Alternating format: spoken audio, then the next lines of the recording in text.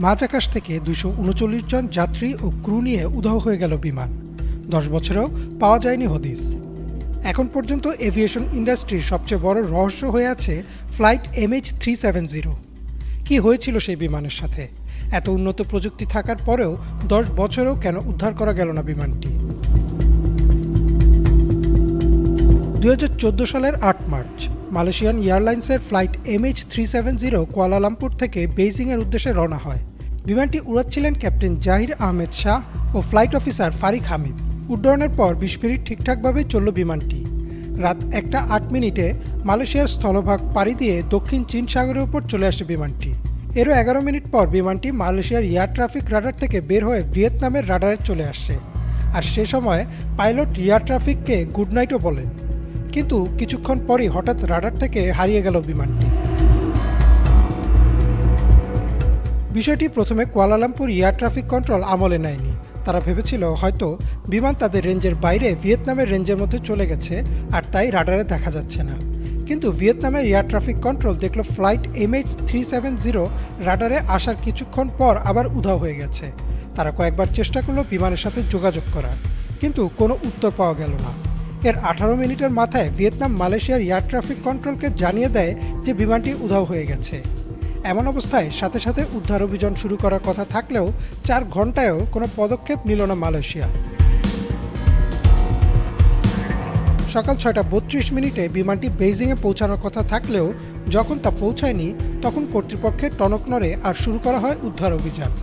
বিমানটির সর্বশেষ অবস্থান দক্ষিণ চীন সাগরে ছিল আর তাই উদ্ধার অভিযানও সেখান থেকেই শুরু হয়।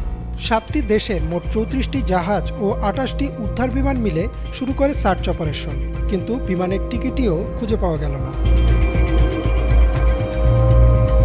4 দিন পর 12 মার্চ পাওয়া যায় একটি গুরুত্বপূর্ণ তথ্য। বিমানটি রাত 1টার আশেপাশে সিভিল এভিয়েশনের রাডার থেকে উদ্ধার হয়ে গেলেও আরও 1 ঘন্টার বেশি সময় মালয়েশিয়ার সামরিক রাডারে ছিল। সেই রাডারের তথ্য অনুযায়ী বিমানটির সর্বশেষ দেখা যায় রাত 2টা 22 মিনিট পর্যন্ত। আরও অবাক করার তথ্য হচ্ছে বিমানটি দক্ষিণ চীন সাগর থেকে ইউটার্ন নিয়ে মালয়েশিয়ার সীমান্তর পাড়ি দিয়ে ভারত মহাসাগরের আন্দামান দ্বীপপুঞ্জের দিকে যাচ্ছিল। এরপর থেকে আর কোনো তথ্য পাওয়া যায়নি। এরপর বহু বিজ্ঞানী ও গবেষক বহুদিন চেষ্টা করেন বিমানটি উদ্ধারের, কিন্তু কোনোভাবেই আর খোঁজ পাওয়া যায়নি।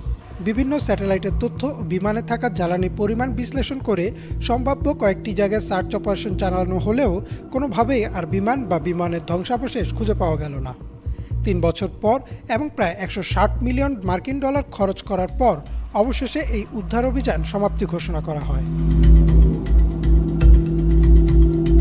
এই সময়ের মধ্যে আফ্রিকার মাদাগাস্কার সহ বিশ্বের বেশ কিছু জায়গা থেকে অন্তত 30টি বিমানের টুকরো পাওয়া যায় এবং সন্দেহ করা হয় যে এগুলো সেই হারিয়ে যাওয়া ফ্লাইট MH370-র অংশ। এখন পর্যন্ত গবেষকদের ধারণা কোনো কারণে দক্ষিণ চীন সাগরে বিমানটিতে যান্ত্রিক ত্রুটি দেখা দেয় এবং বিমানের সব নেভিগেশন ও কমিউনিকেশন সিস্টেম বিকল হয়ে যায় এবং সমুদ্রের কোনো এক অজানা কোণায় আছড়ে পড়ে সেটি। কিন্তু এর পেছনে লুকানো সত্য এখনও খুঁজে বেড়াচ্ছেন গবেষক ও হারিয়ে যাওয়া 239 জন যাত্রীর স্বজনরা। এই ঘটনাটি এখনও এভিয়েশন ইতিহাসের সবচেয়ে বড় রহস্য হয়ে রয়ে গেছে। ইমরান মাহমুদ, বাংলা ভিশন।